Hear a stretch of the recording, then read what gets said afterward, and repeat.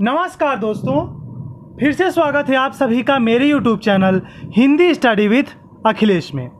आशा करता हूं कि आप सभी स्वस्थ होंगे। दोस्तों, आज की चर्चा का विषय है आपकी पाठ्य पुस्तक आरोह के काव्यखंड का पहला पाठ कबीर। कवि हैं कबीरदास जी। आज हम इस वीडियो में इस पाठ के दूसरे पद की व्याख्या पर चर्चा करेंगे।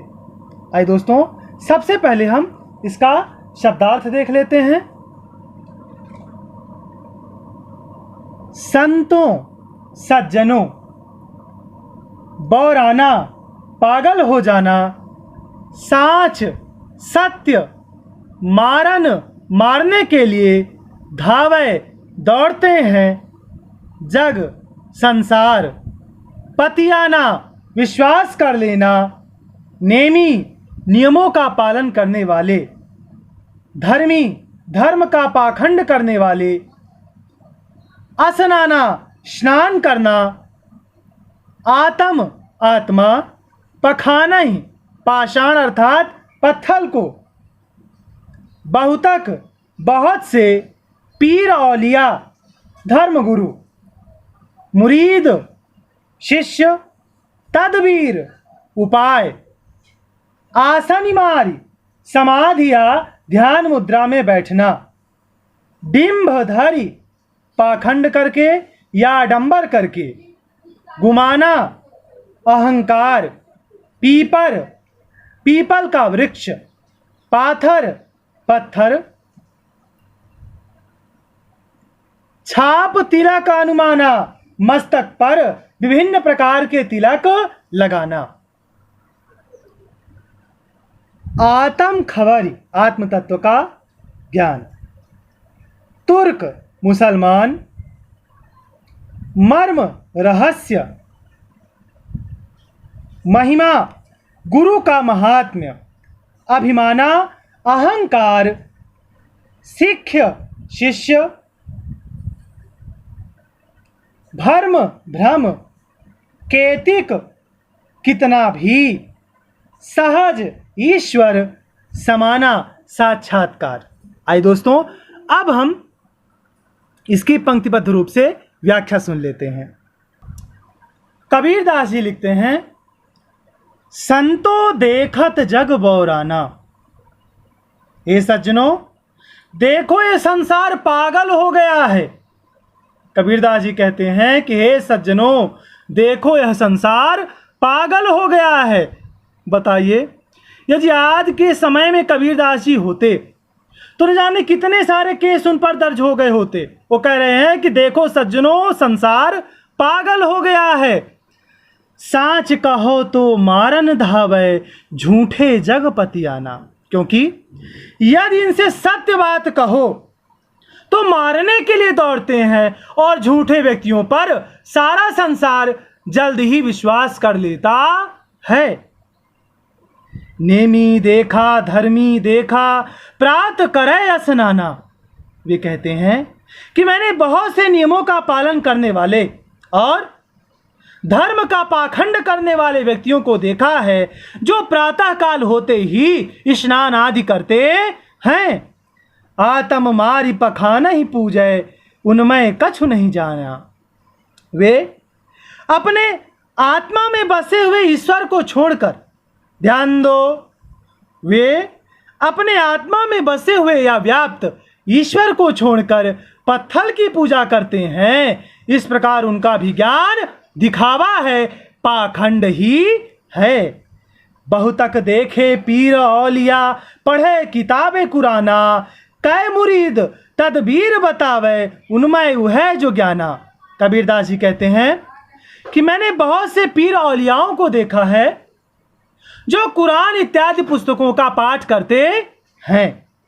वे अपने शिष्य बनाते हैं और तदबीर बतावे, और उन्हें अल्लाह तक पहुंचने का उपाय भी बताते हैं। वास्तव में वे उस ईश्वर को, उनमें वह जो ज्ञाना, वास्तव में वो इस ईश्वर को पहचानते ही नहीं हैं, या वास्तव में वे इस खुदा अल्लाह को पहचानते ही नहीं हैं। आसन मारी डिंब धर बैठे, मन में बहुत गुमाना। कबीरदास जी कहते हैं कि मैंने अनेक लोगों को समाधि की मुद्रा में बैठे हुए ध्यान करने का पाखंड करते हुए देखा है। मन में बहुत गुमाना, ये लोग अपने मन में बहुत अहंकार रखते हैं इस बात का। पीपर पाथर पूजन लागे, तीरथ गर्भ भुलाना। वे लोग पीपल के वृक्ष और पत्थर की पूजा करते हैं, तीर्थ व्रत आदि का गर्व करते हैं। इस प्रकार वे भुलाना, इस प्रकार वे आत्म तत्व को भूल चुके हैं। टोपी पहिरे, माला पहिरे, छाप तिलक अनुमाना। वे कहते हैं कि बहुत से लोग टोपी पहनकर, माला पहनकर और मस्तक में विभिन्न आकार के तिलक लगाकर ईश्वर को प्राप्त करने का प्रयास करते हैं, लेकिन ऐसे लोग ईश्वर को प्राप्त नहीं कर पाते। कबीरदास जी आगे लिखते हैं कि साखी शब्द ही गावत भूले, आत्म खबर न जाना। क्योंकि ये लोग साखी के शब्दों को गाना भूल चुके हैं और अपने आत्म तत्व के विषय में ही नहीं जानते कि ईश्वर उनकी आत्मा में ही निवास करता है। हिंदू कहे मोहि राम प्यारा, तुरक कहे रहमाना, आपस में दो लरि लरि मुए, मर्म न काहू जाना।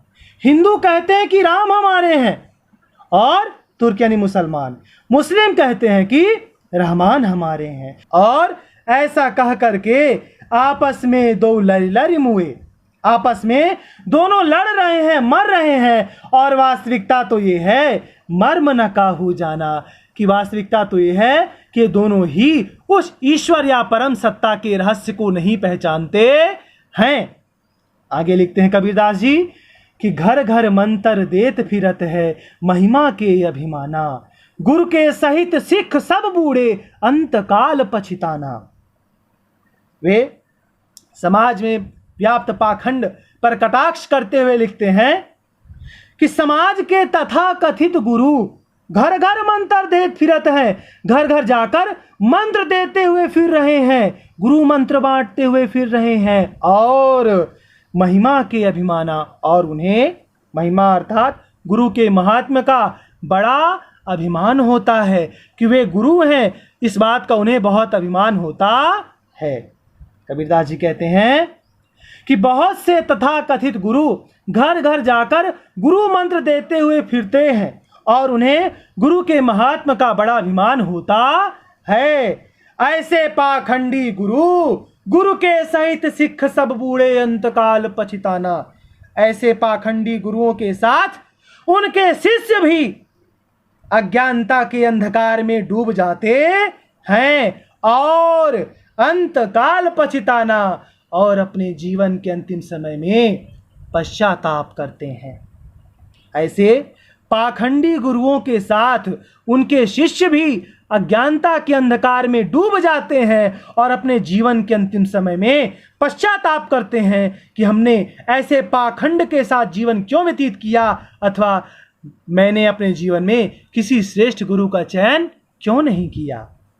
कहे कबीर सुनो हो संतो, ये सब भ्रम भुलाना। कबीरदास जी कहते हैं कि हे सज्जनों सुन लो, ये सभी माया के वशीभूत होकर भ्रम भुलाना, भ्रमवश उस ईश्वर के अस्तित्व को, उस परम सत्ता के मर्म को भूल चुके हैं। केतिक कहो कहा नहीं माने, सहजय सहज समाना। मैं कितना भी कहूं लेकिन ये मेरी बात को मानते नहीं हैं। कबीरदास जी के अनुसार सहजय सहज समाना, ईश्वर से साक्षात्कार तो सहज भाव के साथ ही किया जा सकता है। ईश्वर से साक्षात्कार तो सहज भाव के साथ ही किया जा सकता है, अर्थात ईश्वर आसानी से ही प्राप्त किया जा सकता है। आइए दोस्तों, अब हम इसका संकेत सुन लेते हैं। संकेत कैसे लिखेंगे? सबसे पहले हम पद के प्रारंभ के दो शब्दों को लिखेंगे, अर्थात पहले क्या लिखेंगे? संतो देखत। इसके बाद पद का अंतिम दो शब्द क्या है? सहज समाना। संकेत में क्या लिखेंगे? संतो देखत, डैश लगाने के बाद सहज समाना। इसका संदर्भ सुन लेते हैं। इस पद का संदर्भ क्या होगा? प्रस्तुत पद हमारी पाठ्य पुस्तक आरोह के कबीर नामक पाठ से लिया गया है, जिसके कवि कबीरदास जी हैं। प्रस्तुत पद हमारी पाठ्य पुस्तक आरोह के कबीर नामक पाठ से लिया गया है, जिसके कवि कबीरदास जी हैं। आइए इसका हम प्रसंग जल्दी से सुन लेते हैं। प्रसंग क्या होगा इसका? प्रस्तुत पद में कबीरदास जी ने समाज में व्याप्त धार्मिक पाखंडों पर व्यंग करते हुए करारा प्रहार किया है। प्रस्तुत पद में कबीरदास जी ने समाज में व्याप्त धार्मिक पाखंडों पर व्यंग करते हुए करारा प्रहार किया है। आइए दोस्तों, अब हम इसकी संपूर्ण व्याख्या सुनते हैं। कबीरदास जी कहते हैं कि सज्जनों देखो, सारा संसार पागल हो गया है, क्योंकि इनसे यदि सत्य बात कहो तो मारने के लिए दौड़ते हैं, और झूठे व्यक्तियों पर सारा संसार जल्द ही विश्वास कर लेता है।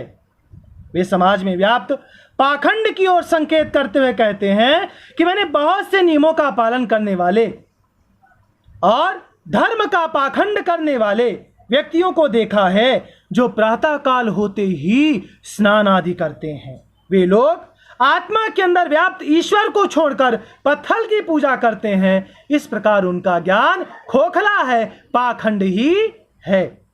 वे कहते हैं कि मैंने बहुत से पीर औलियाओं को देखा है, जो कुरान इत्यादि पुस्तकों का पाठ करते हैं।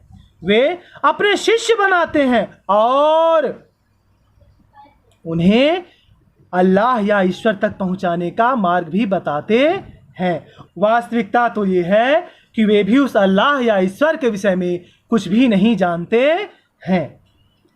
आगे कबीरदास जी लिखते हैं कि आसन लगाकर समाधि की मुद्रा में बैठकर ध्यान लगाने का डिंब भर पाखंड करने वाले लोगों को मैंने देखा है।